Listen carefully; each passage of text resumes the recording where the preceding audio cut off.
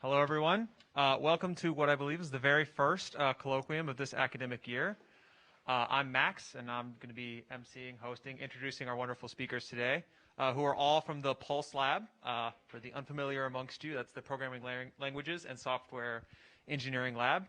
And despite the name, we have a very wide range of talks today that I think will be very exciting, all the way from 3D CAD and optimizing hardware up to crazy monads and proofs and egraphs and all sorts of things. So kicking us off with the very first talk is Oliver. He's going to be talking about getting proofs out of egraphs. So Oliver, take it away. All right.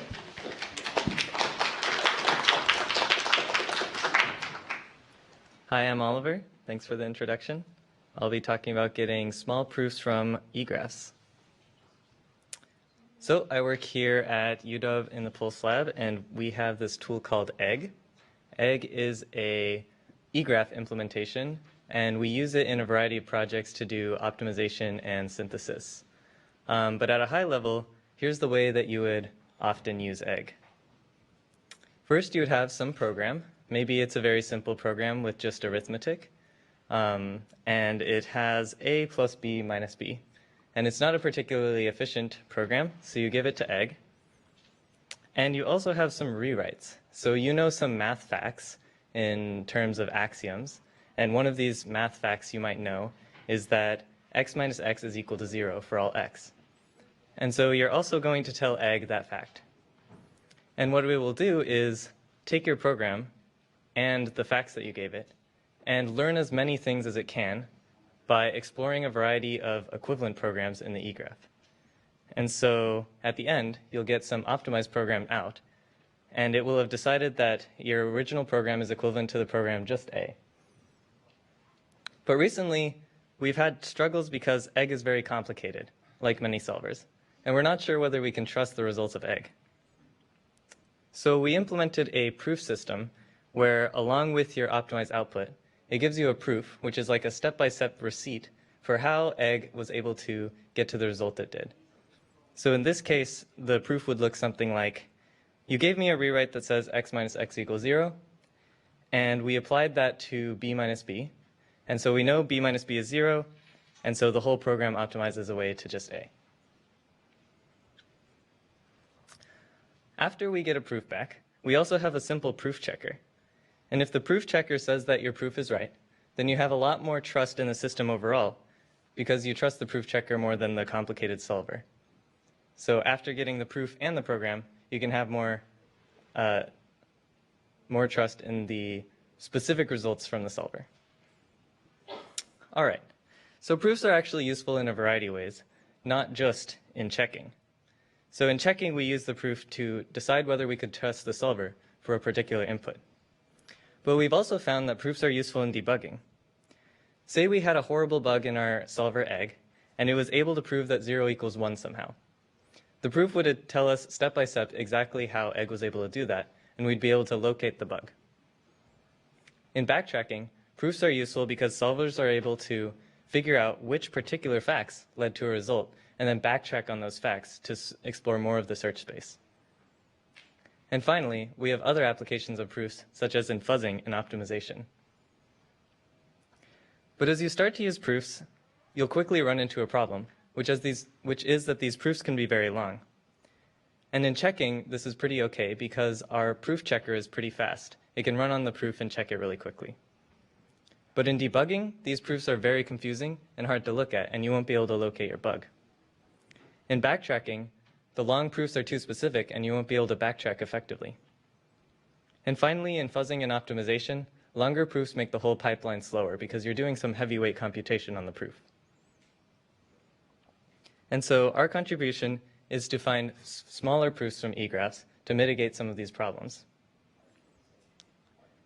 Here's a sample egraph where I have a bunch of nodes and connections between them, which represent individual equalities. So we have nodes A, B, C, D, and E, and the dotted lines between them are equalities. Now, one of the problems is that the egraph is able to compute a special kind of proof called congruence.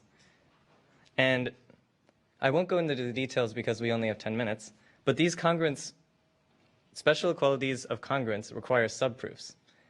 And so these subproofs will require us to extract another proof burden from the same E-graph. And these subproof queries that we'll have to do when generating proofs will make the entire problem NP hard, which is a big bummer because we were trying to find much smaller proofs. Luckily, in our work, we're able to show how a greedy algorithm can instead estimate the size of these subproofs, and then we're able to go through the graph and extract a much smaller proof anyways. And so that's the general flavor of this work, and here are the results to show that it's actually effective.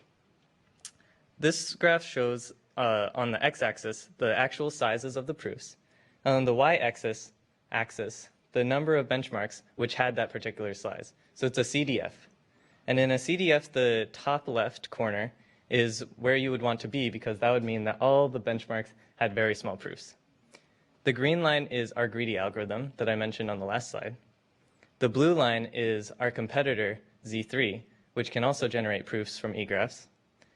And the green line is an unoptimized version of the proof. You can see the green line is much above the blue line, and so we were able to beat the competing algorithm, which also, in fact, had a worse complexity bound.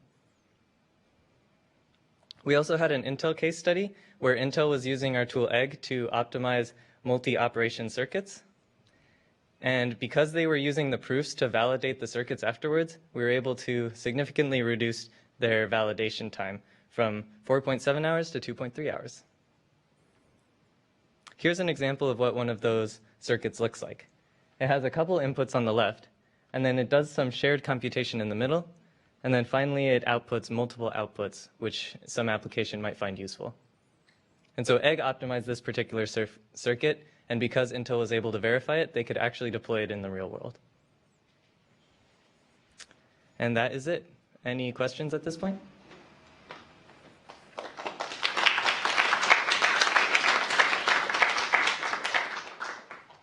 We are short one talk, so we have plenty of time for questions. So don't be shy. Hey, Vishal. So I'm just curious because you just brought it up that I don't actually know. So how do the proofs help you with fuzzing? So we have this other tool called Herbie, which uses our EGG optimizer to try and reduce floating point error. And when your proofs are doing, so the short answer is all the proof steps change the floating point error of the program, and we'd like to see which of those particular steps did the best or worse. And if one of those steps did very badly, then the fuzzer is able to catch that. So when your semantics in the eGraph differ from some other goal, then the fuzzing can be very helpful. I know this was a short talk, so you probably don't have time to go into it all the way, but kind of seems like hand-wavy magic, greedy optimization, and then solve. Right. I'm curious if you can dive a little bit more into the greedy part of the algorithm, like what is the flavor of what's happening there? Right, so this is some graph problem, and it has these subproofs which are like, find me another shortest path globally somehow. And the greedy algorithm strategy is to try and compute estimates for these bottom up by figuring out which of these already have estimates. So what we do is all of the non-subproofs edges get weight 1, and then we slowly are able to fill in these subproofs with different values until we have some okay estimates.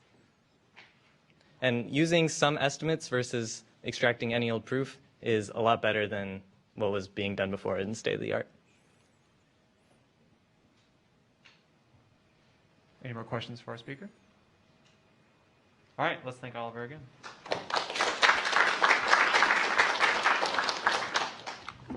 All right, next up, we have Gus Smith, who will be talking to us about synthesizing FPGA ISA implementations. And if you don't know what FPGAs or ISAs are, I know it's a lot of acronyms, I'm sure Gus will explain. But it's basically hardware, but software, but actually hardware.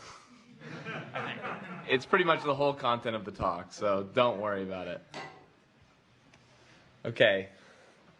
So, hi everybody. My name is Gus Smith. I'm a 5th year in Pulse. My interest is automating compilers, automating the building of compilers from hardware descriptions, all things around hardware design and custom hardware, compiling to custom hardware, all of these things. Today, I'm going to be talking about synthesizing FPGA ISA implementations with Lake Road. Before I begin, I just want to shout out the entire Lake Road team. Ben, Z, Hal, Luis, Renee, Zach, a bunch of other people have helped out. This is far from just being my work alone. There's a lot of people who work on this. But yeah, let's get back to the title of the talk. So, synthesizing FPGA ISA implementations with Lake Road. That's a huge mouthful, so let's just take it word by word.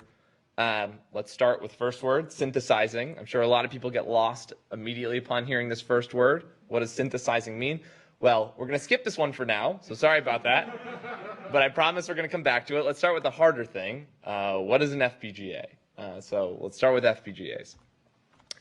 FPGA stands for Field Programmable Gate Array. It's a platform for quickly developing hardware designs. But you can really think of an FPGA as just being a bag filled with little hardware devices that are ready to string together into a larger hardware design. So the devices include things like programmable logic, like logic gates like ANDs and ORs, memory, useful for storing data, specialized units like things called DSPs or digital signal processors, which are essentially just fast multipliers and fast dividers and other, they implement other fast operations like that. So to implement a hardware design on an FPGA, essentially you grab into the bag, you string together the devices that you need, and that stringing together of devices is what implements your hardware design. So that's what an FPGA is in brief terms. So let's answer the question also of how do we compile hardware designs to FPGAs? So how do we actually use an FPGA in practice? Well, currently, FPGA compilation relies on legacy tools. And so what I mean by that is FPGA compilation relies on tools built for previous generations of FPGAs, and then these tools have been hacked to work for modern FPGAs. So modern FPGAs look like the things I just showed you. They're filled with all types of devices from programmable logic to memory to DSPs. These devices have low-level functioning, like they might just implement a single AND gate, to high-level functioning, they might implement an entire 64-bit multiply. This is a wide range in terms of complexity of what they implement. So modern FPGAs are heterogeneous. Traditional FPGAs, though, were much simpler. And they contain mostly just programmable logic. So you can really think of them as just mostly being bags of ANDs and ORs that you could string together. And so the legacy compilation tools that were meant to compile to these FPGAs rely on a very simple procedure for doing so. So what these legacy tools do is they begin with a user's hardware design expressed in a high-level hardware design language like Verilog, and they immediately convert it down to a gate-level representation. And at this gate-level representation, which is a pretty low-level representation, it's pretty easy to directly convert it to the programmable logic of the FPGA. And converting from this gate-level representation down to programmable logic is easy because they're at the same level of abstraction. Gate-level representation on the FPGA is this programmable logic, which are essentially just gates. It's pretty much a one-to-one mapping. But remember, that procedure was built for traditional FPGAs, which were mostly just built with, or mostly just contained programmable logic. So how do these same compilers compile to our more heterogeneous FPGAs of today? How do we use the complex specialized blocks like DSPs on the FPGAs? These blocks operate at a much higher level than just single gates. They operate at a much higher level than just a 1-bit AND. Like a 64-bit multiply is a much more complex operation. So how do we compile to those devices? So to utilize these more complex specialized devices, the compilers use some middle level of representation. So this legacy toolchain has actually been essentially hacked to support these devices by adding this middle level of representation. So the tools lower down to a really low level, a gate level representation, and then they lift back up to this middle level representation. And from there, they hope to find places to map in, places to use DSPs, or to use other complex specialized units. And unsurprisingly, this method of lowering down to a low level and then attempting to raise back up to some middle level of abstraction is not a very reliable method of compilation. So in a paper written by engineers from a popular FPGA developer called Xilinx, the authors write that ultrascale devices employ DSP blocks, and ultrascale here, by the way, is just an FPGA, it's a type of FPGA that Xilinx makes. So ultrascale plus devices employ DSP blocks that are rated at 891 megahertz for the fastest speed grade. Nonetheless, large designs implemented on FPGAs typically achieve system frequencies lower than 400 megahertz. So when the engineers from Xilinx themselves are admitting that they have a problem utilizing their own hardware efficiently, you know there must be a problem with their compiler. They wouldn't write this in a paper for the whole world to see if there wasn't some large problem with compilation. So that's all about FPGAs. I hope that's enough background. Let's hop into what I mean by FPGA ISAs. So as opposed to the method of compilation that we just saw, where we take high-level designs, lower them down, raise them back up, do all this crazy stuff, recent works in the FPGA compilation space have attempted to take a lot more direct approach, a direct software compiler-like approach to FPGA compilation. And so what I mean by that is that in this approach, a design is lowered from your high-level design much more directly down to the units that are on the FPGA. So in practice, what this looks like is there's a gradual lowering process from your high-level input language through intermediate representations, or IRs. And at each of these layers, you might map certain things to certain pieces of the board. But you're never having to do this process of going back up in the levels of abstraction. It's a gradual lowering process through increasingly more specific levels of abstraction. But to implement this type of flow, we need something called an FPGA ISA, which is essentially just the lowest level IR that we're targeting with our compiler. And so you might have heard this term ISA before, or instruction set architecture, and it's commonly used to refer to the list of instructions in a processor architecture, for example, in x86. And FPGA instructions that make up the FPGA ISA, you can really think of them like processor instructions, except they represent small hardware blocks instead of representing small operations on a processor. So instead of an instruction that does something on a processor, it's instead an instruction that stamps out a little piece of hardware on an FPGA. Okay, so now that's FPGA ISAs. Now, what do I mean by FPGA ISA implementations? Well, for a given FPGA architecture, each instruction in our ISA, our FPGA ISA, which is just a long list of instructions, it must be implemented using that FPGA's specific resources. So imagine we have an AND instruction over two 1-bit signals A and B. Then an implementation of this instruction for a specific FPGA architecture might look something like this. So here we're using a hardware block specific to the FPGA, something called a LUT2. You don't have to know what a LUT2 is, just know that it's essentially that programmable logic that I was talking about before. So we use this LUT2, we give it this bit string in the brackets to configure the programmable logic, and then we pass it A and B, and that implements AND on this specific FPGA architecture. And currently, these ISAs are implemented fully by hand. So each instruction needs to be implemented for each architecture by hand.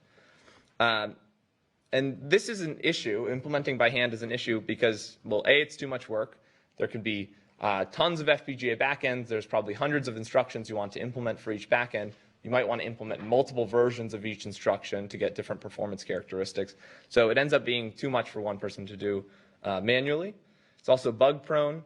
And it's really easy to miss optimal implementations, cleverly using various devices on the FPGA to get better performance, etc. So all this kind of leads us to ask, can we do this automatically? Can we do it automatically so that it's faster, less bug prone, and we catch those optimal implementations? So now, finally, we come back to synthesizing. What does synthesizing mean? Well, this is what I'm referring to when I say synthesizing. It's the idea of automatically generating these FPGA ISA implementations. And to do this, we're using a tool called Rosette. So by synthesis, what I'm referring to is something called program synthesis with this tool called Rosette. I'm not going to talk that much about program synthesis because I'm already at 10 minutes. But if you want to learn more, I highly recommend, for the students in the audience, I highly recommend CSE 507. It's a class all about Rosette and program synthesis. It's really good. You'll learn a lot. So Rosette allows you to ask questions like this one above. So in plain English, this is basically just saying, Rosette, does there exist a program P such that for all inputs I, P run on I is equal to our instruction run on I? So more specifically, if we want to synthesize an implementation of a specific instruction, we could ask, does there exist a program P such that for all inputs A and B, P run on A and B is equal to AND of A and B? So we just throw that into Rosette, and Rosette will spit out the thing that we just saw. It'll tell us, yeah, you could, on this FPGA, you can implement it using this thing called a LUT2, which we just talked about. And so this problem is a good fit for program synthesis because these synthesized programs are small, they're loop-free, and they're in a very simple domain, the domain of bit vectors. And so this all helps constrain the search space for Rosette. So that's what I mean by synthesizing FPGA ISA implementations, and Lakeroad is just an implementation of that. So Lakeroad uses Rosette to synthesize FPGA ISA implementations automatically. And I'm not going to talk too much about Lakeroad. I'll just tease at some of the features or some of the results. So with Lakeroad, we're able to synthesize implementations of 50+ instructions for 3 FPGAs within minutes. We can utilize specialized hardware units in non-traditional ways to exploit or to get more performance. We can also support new FPGA architectures out of the box, ones that aren't supported by traditional tools. And we can also learn the hardware semantics automatically by converting the Verilog implementations of the hardware directly to Rosette to get their semantics. So that's synthesizing FPGA ISA implementations with Lakeroad. And thank you very much. I'll take questions.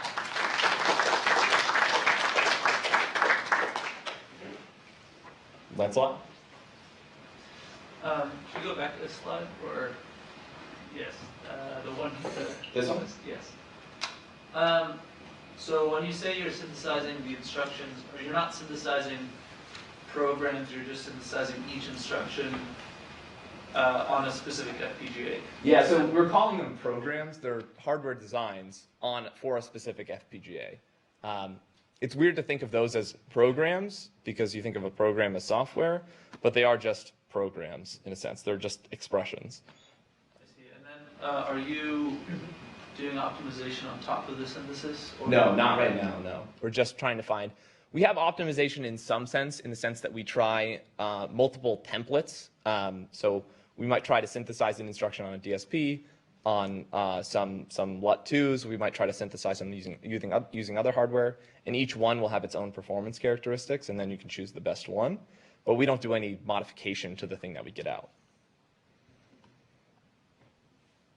Are you always synthesizing lookup tables?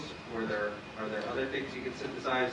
And how big could they be? If you choose, fairly trivial, right? Yeah, that's a great question. So I haven't done a stress test of how deep the design can be in terms of like rows of any device.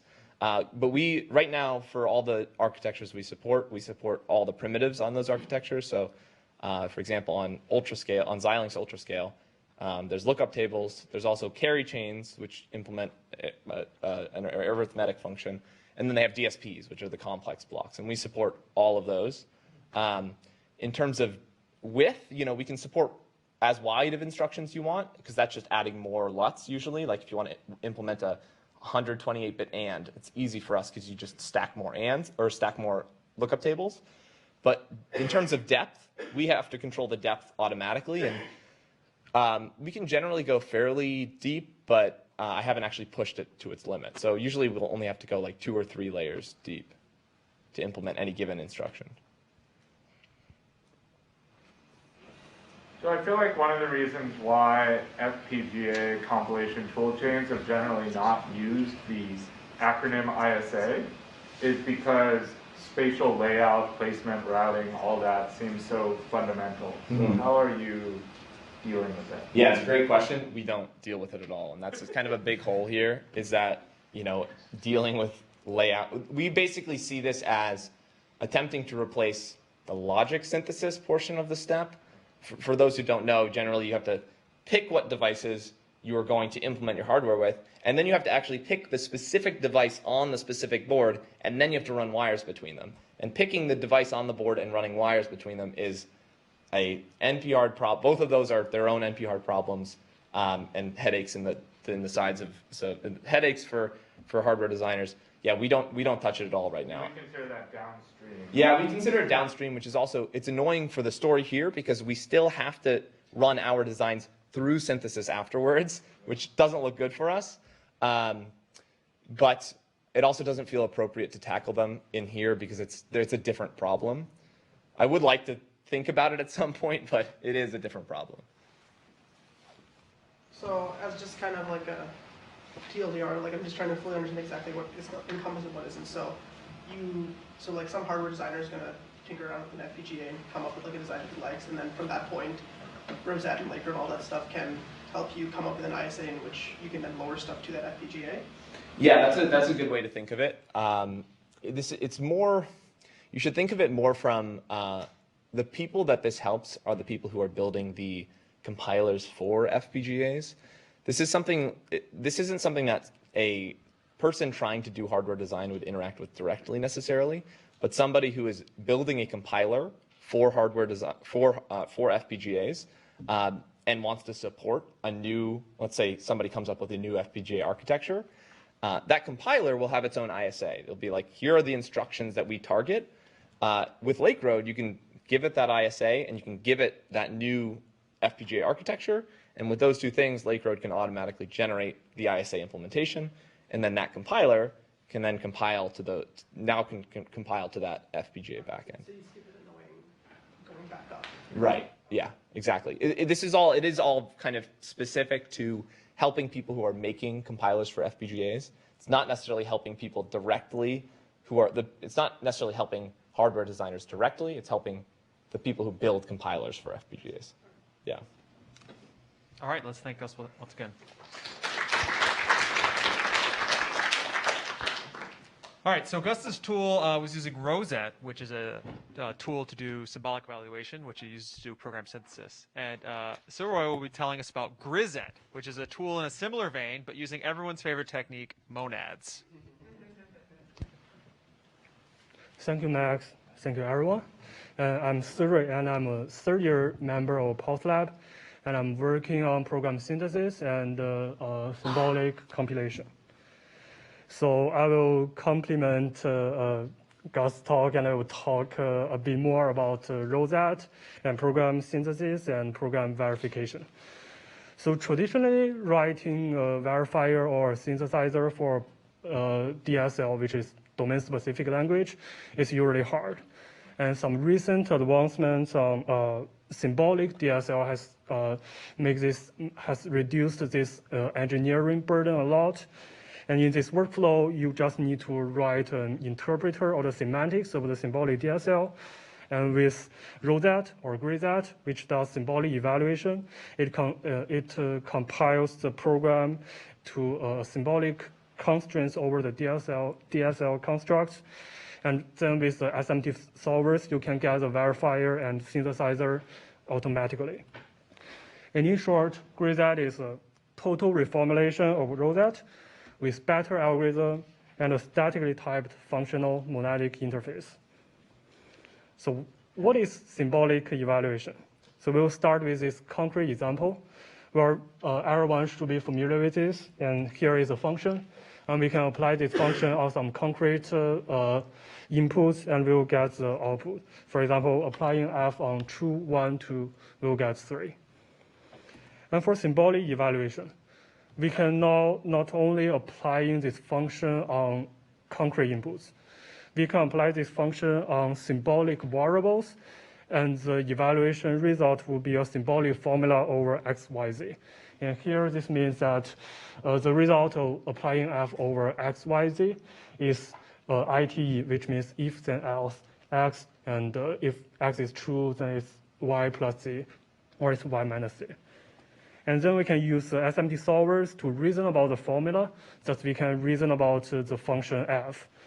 So for example, if we call the solver, call it with f x, y, z equals to 3, and the solver may tell you that when x is true, y is 1, z is 2, the result is 3. So we will talk about the verification and synthesis with a concrete example. So here we will talk about this maximal independent sum problem. And the problem is defined as a given array, you need to find the subsequence of the array with no adjacent elements from the original array present in the subsequence. And you need to output the maximal sum of all of these subsequences. So for example, on this array, 2, 4, 3, minus 1. The maximal independent sum is 2 plus 3 is 5, because you cannot put 4 into this subsequence. Then we have two questions. The first is how to solve this problem. And the second one is, with a possible solution you write, how to tell if it is indeed correct. For this problem, we can easily get this naive algorithm, which is search over all the subsequences, and its exponential time is very inefficient. And you can also test this function on this array 2, 4, 3, minus 1, and you get 5, which means that it is correct on this input.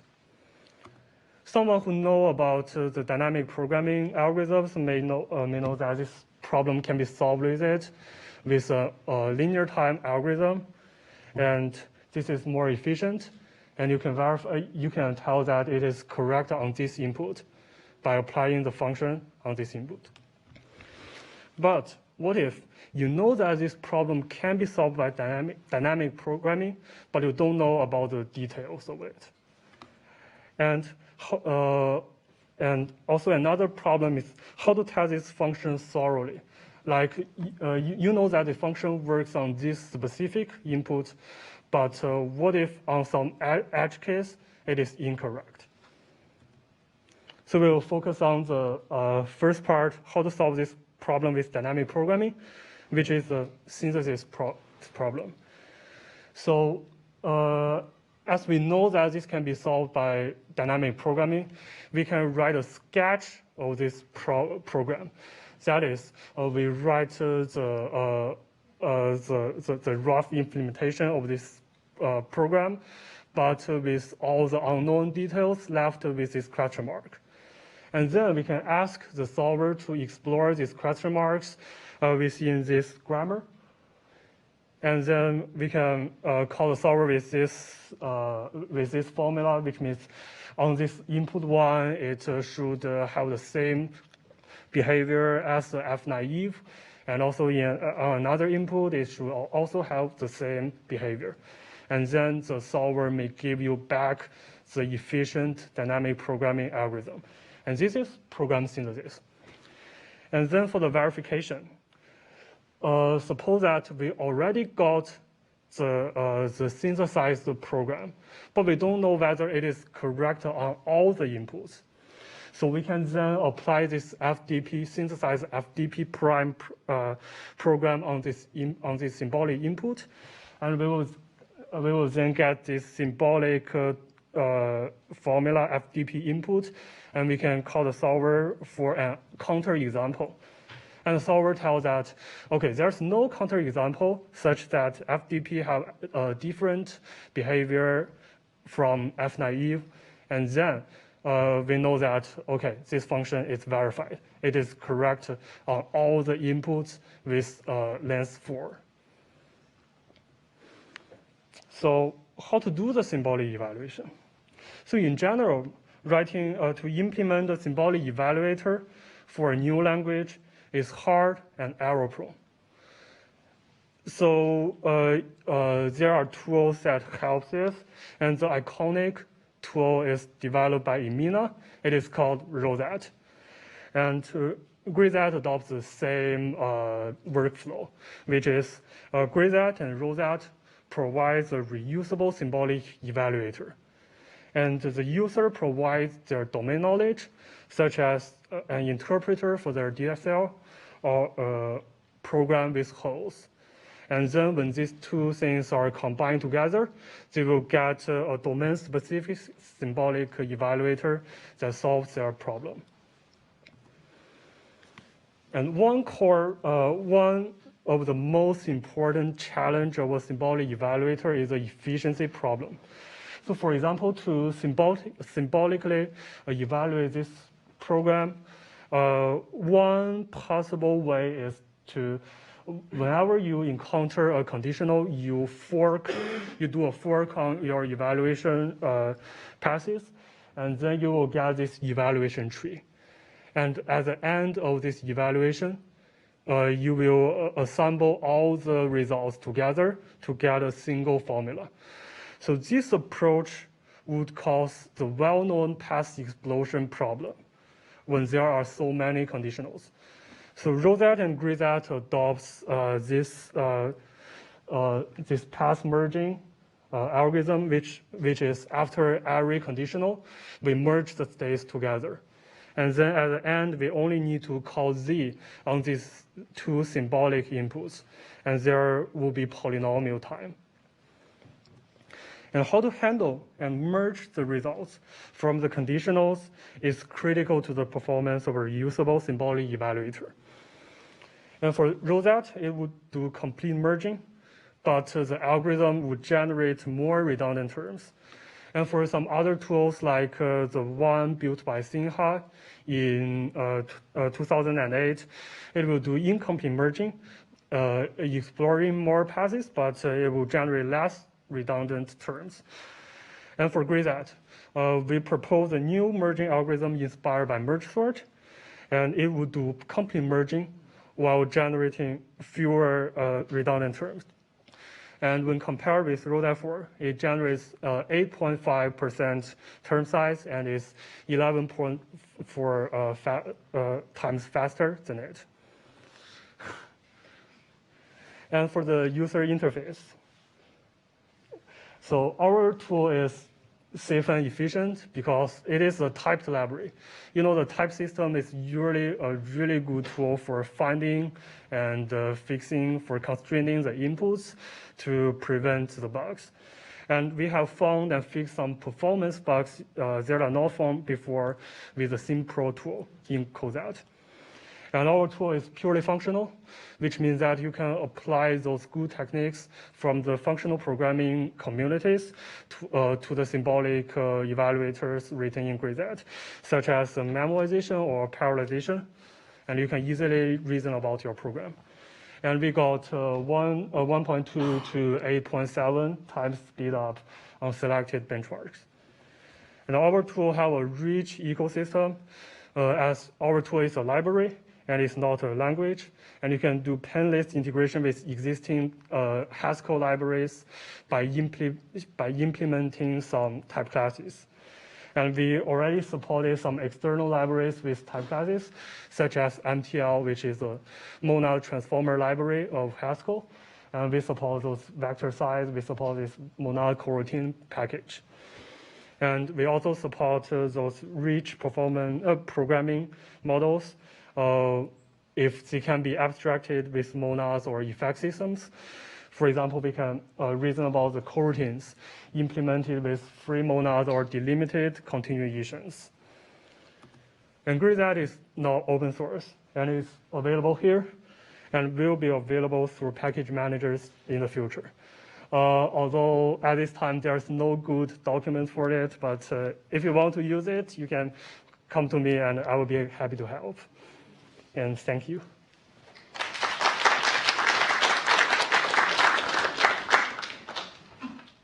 Any questions? I've got one.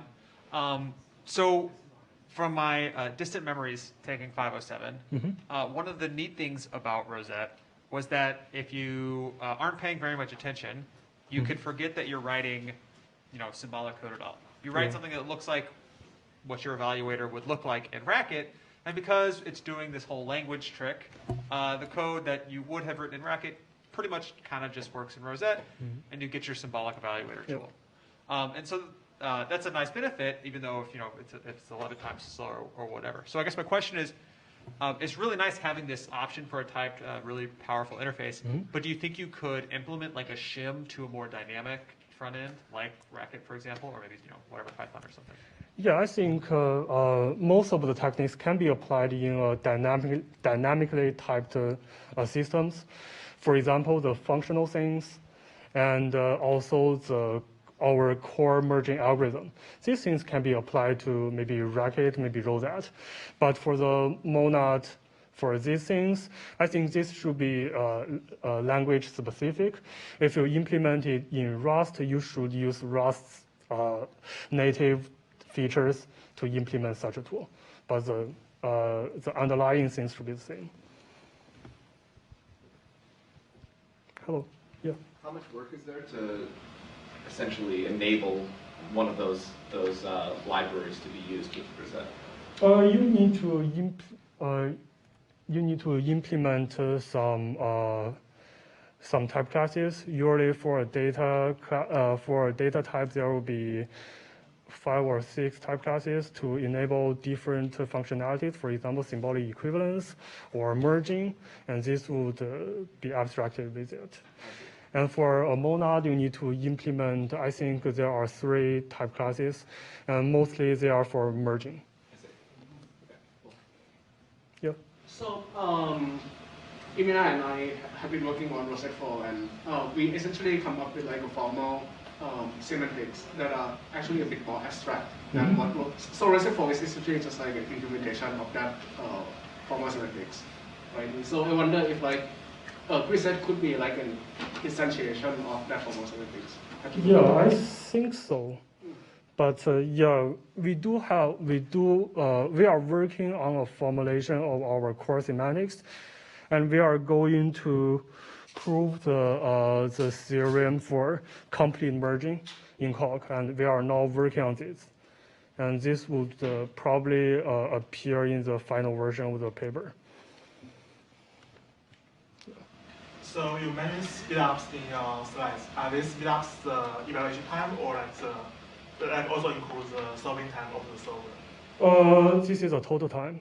So both evaluation and solving.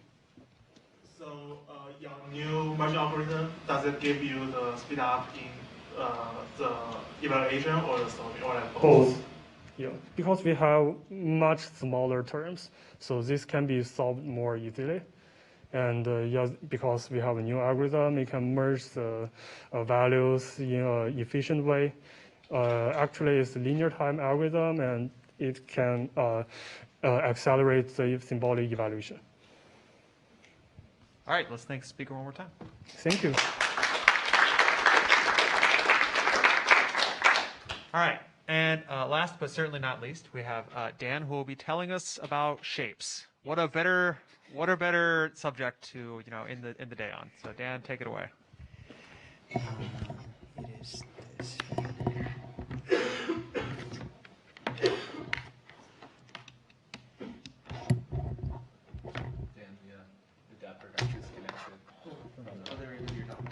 Gotcha. That makes more sense.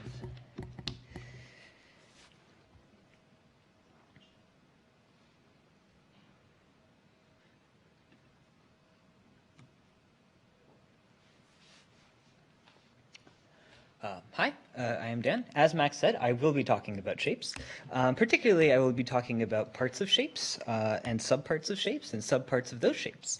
3D CAD, for those of you who don't know, is largely done as a sequence of operations. So engineers will sit down, they'll draw some shapes, they'll click on some part of that shape and do something to it, right? So we're building this bracket flange thing.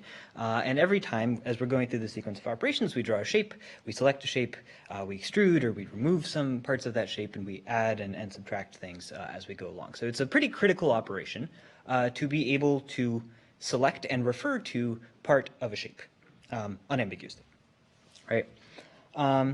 However, 3D CAD tools are designed primarily to model one object, right? Here we're modeling this one thing. In recent times, there's been a big trend where we're treating CAD as kind of a space of objects rather than one singular object, right? So in this example, actually, there is an architecture studio that is trying to design a new building. And they're trying to design this in such a way that it's mostly lit by natural light as much as you can. But you can't do that too much, because if you do that too much, you get too much sunlight, and then you get a lot of glare. So there's this kind of hard optimization problem that you want to run your shape through, because the best way to affect how well this works is to optimize the overall shape of the building, and then you can kind of reconfigure your interiors once that's been set up, right? So in order to do that, they had to write their kind of own system, their own like bounding the space of where the shape is allowed to vary and what possible shapes are allowed to be configured. Likewise, in a kind of different branch of engineering, there occurs a different kind of optimization known as FEA and topology optimization, where you try to make like a chassis or a frame or something that uses as little material as possible, but still has your desired structural properties as much as it can be, right? And this again is a fairly involved process where you take an initial CAD model, you take it out of the CAD system, you mesh it, you do all sorts of stuff to it, you run it through a bunch of math, and then you get this kind of very fuzzy object kind of at the end that is like, okay, this is what the computer says is optimal, and then the engineer has to take that object, go manually remake it into one object back in the CAD system, and that's your kind of optimization loop. It's a pretty hefty optimization loop. So what we would like to do is we would like to be able to get CAD models to directly natively represent spaces of objects, which are able to change between multiple topologies. Stuff is able to intersect and disappear in different ways. But if we do that, what happens to the objects that we're pointing and clicking on, right? So for example, consider this simple CAD program where we have a square A with a little square missing from it, and another square B that's being subtracted from it. And we're concerned about this red point over in the corner. So all is well and good if this is the one object that we're modeling, but what if B moves around, right? Which point is it? What are we going to get? Particularly, what if it moves around some more? Where is it going to be? How can we as programmers do this, right? If you were writing code over this kind of shape program, knowing that internally shapes are represented as essentially graphs between objects, how would you define an index into that is going to work no matter how those shapes intersect, right? There's a bunch of different ways. You could just say like, well, I'm not going to bother. It's going to be the third point, no matter what that's going to be. You could be a little smarter than that. You could write a little function that says like, oh, give me the closest point to this area over here, right? You can say like, oh, well, I don't know exactly which one it is, but we'll find out. But all of those, have their pros and cons and basically take a lot of work. So existing CAD systems, right, which also do this, right, because when you're in sort of one of those CAD packages where you get to just click on stuff and have stuff happen, you can go change your shape. They do try to be as flexible as possible when you change your thing so that not everything breaks. So what do? Well, they use something called entity matching, right? And the basic premise of entity matching is that the CAD system, as you're executing your program, goes to all of the elements in your program and gives them a name, right? And it says like, well, this is this and this is this. And then when you change something higher up in your program and you go back down through your program and you re-execute everything, everything gets a new name, right? And at each step, when it has to figure out what a reference means on this new model, it goes back and it compares all of the names, and it uses a bunch of different heuristics on like, oh, these names are similar to each other, or this name is here within a configuration of other names that locally looks the same as it used to before, and can kind of heuristically guess probably what you meant on this new configuration. So this is maybe good for CAD companies trying to make users happy, because they can just kind of tweak what it's doing in there. But it's pretty bad for figuring out unambiguously what the heck a CAD system is going to do. So as part of our contribution, what we're trying to do is we're trying to define like, okay, if you're trying to write a CAD system that uses a referencing system that is designed to represent a space of shapes rather than a single shape, what are the properties that that should have? So good properties, one, it should be unambiguous, right? If you write an index to a point, right, like you should get that one, right? You should know in advance, there should be no decision-making on the part of the system of what has to, like, which point that is. It should be continuous in the sense that if you get an object and you change your parameters by just a little bit, that object shouldn't go flying across the shape, right? You shouldn't suddenly be going around and getting different ones. It should be complete. Namely, there shouldn't just be subparts of your shape that you can't talk about for whatever reason. You should, if you can see it, you should be able to reference it. And it should be bounded, right? Which means that obviously if you require something to exist and then it doesn't exist, you would like to put a bound on the space of your program. You would like to gracefully say, like, hey, Mr. Engineer, no can do. Or in a different context, hey, Mr. Optimizer, yes, the shape is geometrically valid, but no, we're not. We're not able to really evaluate this. And all of that should be able to happen on any way that the shapes intersect, right? If the kernel is computing geometry in this way, you should be able to grab it. So our approach is to use human-driven program synthesis and to give a human the tool to synthesize their program through the lens of a domain-specific language. So here we essentially have a cute little query language over a space of objects in a shape that there may be many of. For example, the points on the difference between A and B. So we have a square A, we have a square B, and we have this construct that does a heck of a lot of work in this example called from, which says essentially, okay, I'm going to look through this operation and I'm going to see where things came from, right? So I'm subtracting A and B, and I would like to be able to find the elements in the output of this that ended up coming from B, just from B, not necessarily from A. And I can sort of expand that, I can narrow that down, I can say, okay, give me the elements from the bottom of A and the left edge of B, so it's just this one point, or I can say from the bottom edge of A and all of B, no matter what part of B that is, right? And then if I change A and make it wider, I'm going to get maybe a different set of objects. And this allows you to kind of tweak to your exact design intent what you're going to be doing. And this is all based on the sort of lineage relation that is computed by the subtraction operation that takes these two shapes. Okay, I see. So the way that this works is, each operation defines its own lineage, and then you can iterate actually through multiple operations, and you can use shapes way higher up in the graph that you actually know stuff about because we know, oh, this is a rectangle, it has a bottom left edge, whereas the thing at the end, like, I don't know what shape this is. So you can use that to sort of recursively traverse through your program.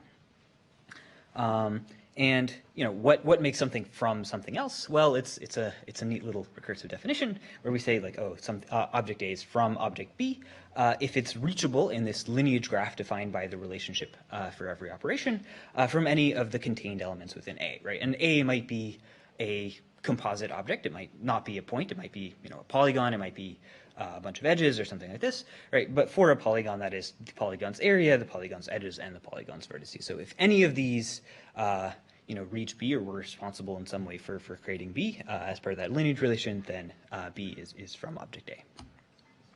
Right, so this comes with some limitations, right? We're not able to do strictly everything in CAD, right? Because you can't necessarily define the right lineage for every single possible operation you can think of.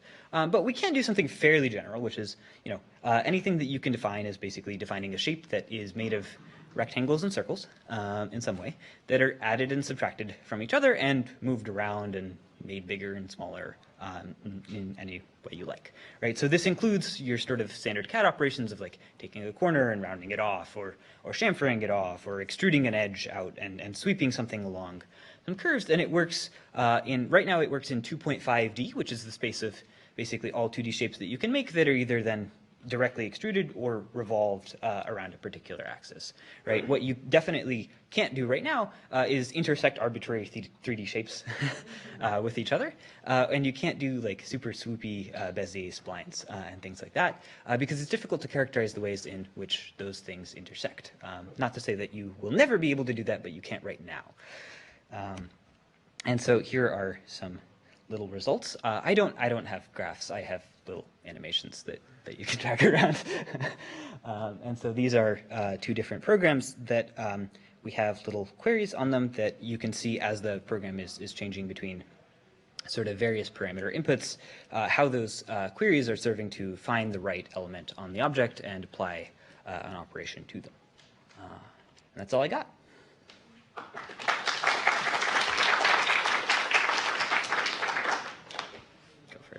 Yeah, so how would this look different in like a competing system or like a naive implementation that wasn't using your approach? Like what would these animations look like?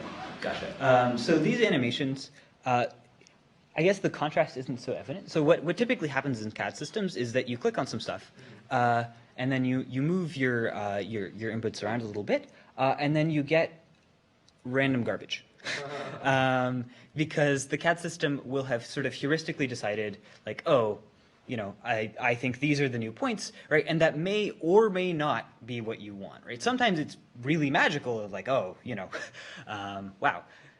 So if the CAD system worked perfectly, if it could literally read your mind, it would look exactly like this. Alas, you can't do that, so we're trying to develop a programming model for you to be able to tell it what you actually mean, as opposed to being able to just click on stuff. I see. Yeah.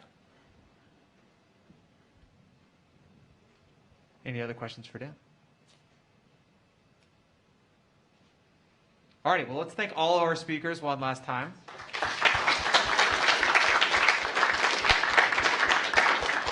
And that's it for the Pulse Colloquium. Thanks for coming.